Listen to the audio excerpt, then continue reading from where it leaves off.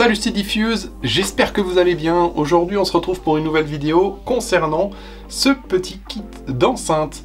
On est sur un 5.1, donc 5 enceintes et un caisson de basse de la marque Cambridge Audio. Il s'agit du modèle Minx. Donc nous avons ici la Minx Min 12, la Minx Min 22 et enfin le caisson de basse, le Minx 201. J'espère qu'avec tous ces Minx, tout va bien.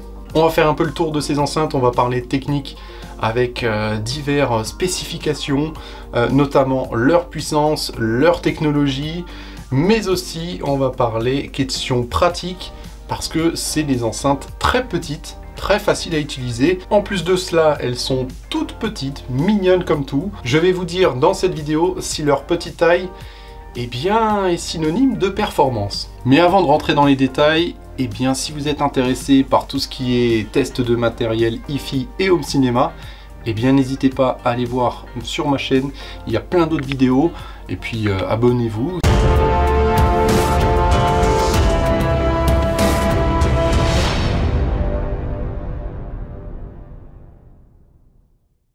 Alors avant de parler technique, on va parler prix. Nous avons ici la Min 12 qui coûte 59 € unitaire. Ici la Minx 22 qui coûte 99 € unitaire.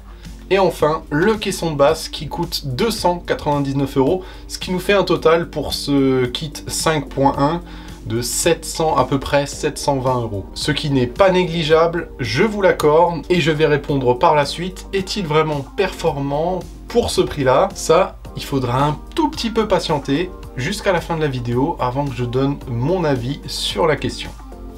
Alors tout d'abord, un petit mot sur le fabricant Cambridge Audio qui est reconnu pour ses électroniques, lecteur réseau, lecteur CD, ampli stéréo, home cinéma, bref, mais pas trop pour ses enceintes. Et là, ils nous sortent de je ne sais pas où des enceintes. Alors vous le voyez, ils sont tout petits, tout mimi. Ces Minx 12 font à peine 8 cm à peu près de côté. C'est un carré de 8 cm. Tout est intégré dedans. Il a un seul haut-parleur dedans qui fait en même temps les basses, les aigus et les médiums. Donc voilà, c'est une technologie assez remarquable pour la taille du machin. Avec à l'arrière, on retrouve un truc bien pratique. On dirait des prises pour mettre les câbles à l'intérieur. On peut très bien mettre les câbles de façon standard, mais aussi, et vous allez voir, on peut les mettre de façon comme une fiche banane. Alors, faut tirer un peu dessus, voilà. Vous pouvez directement les plugger via la prise banane, directement dans l'enceinte. Et ça, franchement, c'est un très très bon point. Alors, l'intérêt de ces enceintes, c'est bel et bien de les accrocher au mur, avec un support mural qui est fourni. Alors vous voyez le support mural qui est juste ici.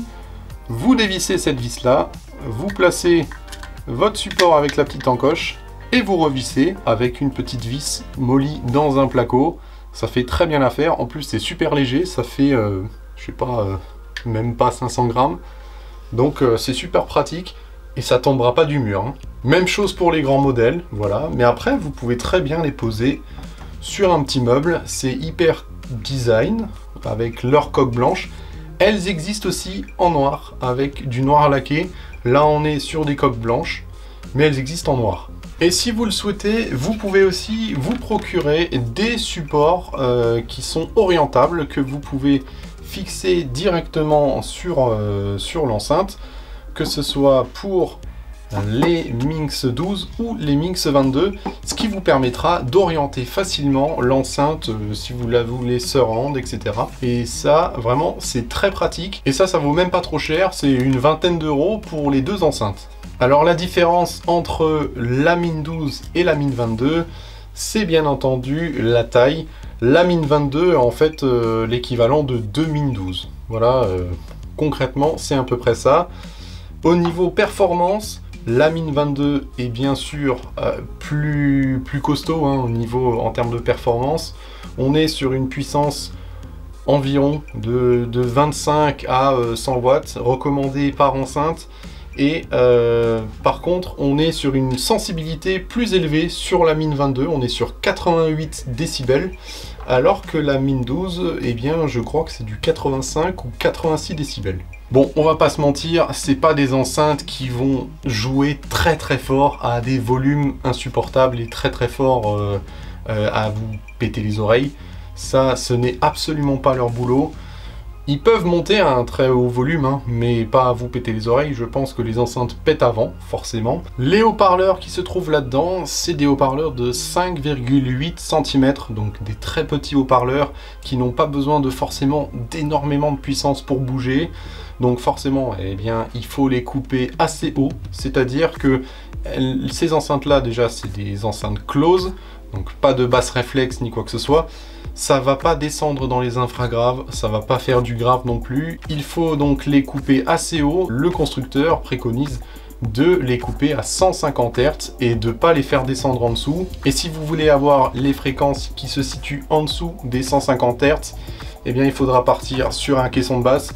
Et rien de mieux que d'aller avec le petit Cambridge Minx X201 qui lui est très performant pour sa taille, avec une conception à charge close, avec des haut-parleurs qui sont passifs de côté et un haut-parleur actif qui lui va bouger, et les haut-parleurs passifs eux vont faire en sorte d'évacuer l'énergie qui se concentre à l'intérieur de cette boîte. Je vous préconise donc d'associer ces enceintes là avec un caisson de basse qui pourra juste en fait épauler ces enceintes pour descendre en dessous des 150 Hz pour pouvoir un peu produire du bas médium et du grave. Et forcément, je vous recommande la même série parce que ça reste dans les budgets avec aussi le design des autres enceintes. Et ce caisson de basse, il est correct. Franchement, il est très correct pour le prix et aussi pour sa taille. On a donc un haut-parleur de 16 cm dans la face avant et on a deux radiateurs de côté. Il est très léger, 5 kg sur la balance. Ce caisson est muni d'une amplification 200 watts RMS pour descendre à environ 36 Hz à moins 6 dB. Mais il descend relativement bien, avec une certaine aisance, mais faut pas trop non plus lui en demander avec des grands espaces et une grande pièce. Là, c'est vraiment fait pour des petites chambres ou des petits salons de moins de 20 mètres carrés. Là, ça peut vraiment le faire. Sinon, vous pouvez passer dans la gamme supérieure parce qu'il y a aussi un autre caisson qui est un petit peu plus costaud avec un plus gros parleur et une puissance un peu plus supérieure. On est sur le Minx 301 qui lui sera un petit peu plus à l'aise avec des pièces qui sont de l'ordre de 30 mètres carrés. Alors bien sûr, j'ai fait l'essai sur plusieurs bandes son. On est sur un caisson de grave qui est très très propre, avec un grave très lisible, mais pas très démonstratif. On va pas se prendre des gros coups de plexus dans la figure ni quoi que ce soit. Ce n'est absolument pas son rôle. Il est conçu pour soutenir ces petites enceintes et pour leur apporter un petit peu de coffre. Parce que ces enceintes, je les ai écoutées sur pas mal d'extraits différents, des films d'action, des films un petit peu plus calmes, des concerts, de la musique.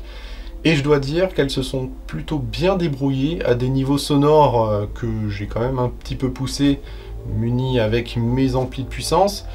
Mais voilà, elles vont pas remplir la scène, elles vont pas remplir toute la pièce. Ce n'est pas des enceintes faites pour une salle dédiée par exemple, je vous le conseille pas, parce que vous allez peut-être être déçus. Par contre, dans un petit salon ou une petite chambre, là, ça marche d'enfer. Vous posez ça sur le meuble télé ou même vous l'accrochez au mur, et franchement, vous écoutez, c'est beaucoup mieux que le son de la télé. On a quelque chose de très transparent et très précis à la fois, avec quelque chose de très homogène. Les canaux sont bien séparés, il y a de la spatialisation, c'est super cool. Et en plus de ça, il y a le caisson qui les accompagne. Et curieusement, quand on pousse le son, c'est quand même spectaculaire, même si on n'atteint pas des niveaux en décibels qui sont vraiment très importants. Il y a une certaine dynamique dans ces enceintes qui me pousse à me dire mais pourquoi pas en mettre dans le salon chez moi, parce que pour le prix, ça marche très très bien. Bien entendu, ce genre d'enceinte n'est absolument pas comparable avec ce que vous voyez derrière. Par exemple, les clips qui sont chez moi dans ma salle dédiée. Et comme je vous l'ai dit avant, ce n'est pas des enceintes pour salle dédiée, à moins que vous écoutez pas très fort. Alors oui, ça manque de coffre, ça manque de profondeur dans le son, parce que, alors c'est pas un son plat, mais ouais, ça manque de relief. À l'heure d'aujourd'hui, je n'ai pas encore entendu une seule enceinte, que ce soit du Bose, donc chez les concurrents Bose, que ce soit chez Focal avec les Focal Dome, les Focal, comment ils appellent ça, les Birds, etc. Je n'ai pas encore entendu une seule de ces enceintes compactes qui arrivent à procurer des sons qui sont équivalents à des enceintes traditionnelles comme des colonnes ou alors des enceintes bibliothèques avec du coffre et de la profondeur et de la matière dans l'écoute. Vous l'avez compris, pour moi, ces Cambridge Audio sont un petit coup de cœur parce qu'on ne les attendait de nulle part. Ils sortent des enceintes Cambridge, ils nous sortent des enceintes compactes avec une très bonne qualité de fabrication. La canque en plastique, les matériaux, l'alu ici sur les enceintes. À l'arrière, les borniers qui peuvent s'enlever pour accueillir les fiches bananes de vos câbles. Franchement, c'est top.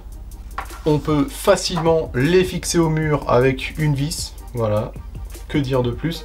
Le caisson de basse, vous pouvez vous adapter soit en prenant celui-ci, soit en prenant un autre caisson de basse un petit peu plus gros. Et l'avantage aussi, c'est que vous pouvez faire votre installation au cinéma, votre composition, comme vous le souhaitez.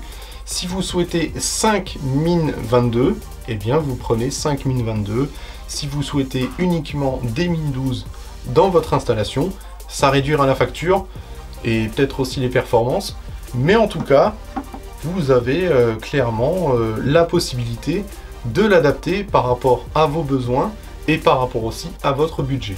Et pour la question de l'amplification, ne vous inquiétez pas, n'importe quel ampli, que ce soit même de l'entrée de gamme, pourra driver assez facilement ce genre d'enceinte parce qu'elles ne vont pas aller à un niveau sonore très extrême. Et en plus de ça, il n'y a vraiment pas des grosses gamelles sur les enceintes, donc autant dire que vous n'aurez absolument aucune difficulté à les faire chanter de façon très correcte, et bah ça avec n'importe quel ampli. Alors pour toutes les raisons que je viens d'évoquer, je leur décerne le Diffuse Award. Excellent rapport qualité-prix, je vous le recommande. Si vous êtes intéressé par ces enceintes, n'hésitez pas à vous renseigner. Encore merci à Studio 23 de me les avoir prêtés pour ce test. Si vous êtes intéressé par ce produit, eh bien appelez Studio 23, je pense qu'il sera ravi de vous répondre à toutes vos questions, à vos interrogations concernant ce produit. Alors si je peux finir par un petit point négatif sur ces enceintes, moi vous le savez, j'aime pas le côté laqué, que ce soit noir ou blanc, je suis pas trop de ce style là. Mais bon, ça reste des enceintes pour un salon ou pour une petite chambre. Mais dans une salle dédiée, vous oubliez le laqué. Je ne supporte pas le laqué. Maintenant, c'est clair et net. Constructeur, avis aux constructeurs, arrêtez de faire du laqué pour des grandes enceintes ou pour des enceintes bibliothèques. Stop! Je crois que je vais lancer un mouvement. Non aux enceintes laquées! Oui, au canard laqué! Parce que ça, j'aime bien le canard laqué, ça j'aime bien. Un bon petit canard laqué là, excellent. Bon, tout ça me vient de me donner très faim. Je vous laisse sur ces bonnes paroles. Je vous fais plein de gros bisous. Et n'oubliez pas de vous abonner aussi, hein, c'est très important. Si vous n'y êtes pas abonné, eh bien un petit clic juste en bas, je sais plus, je mets les deux doigts parce que je sais jamais.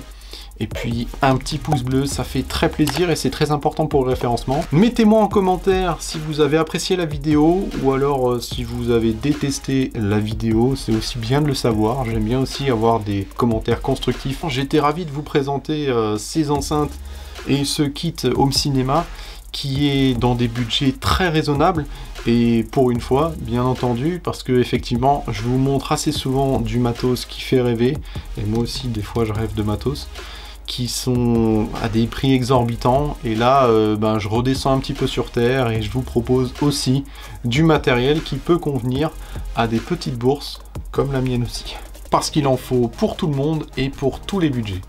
Allez, salut Bissom! Wakanda pour toujours!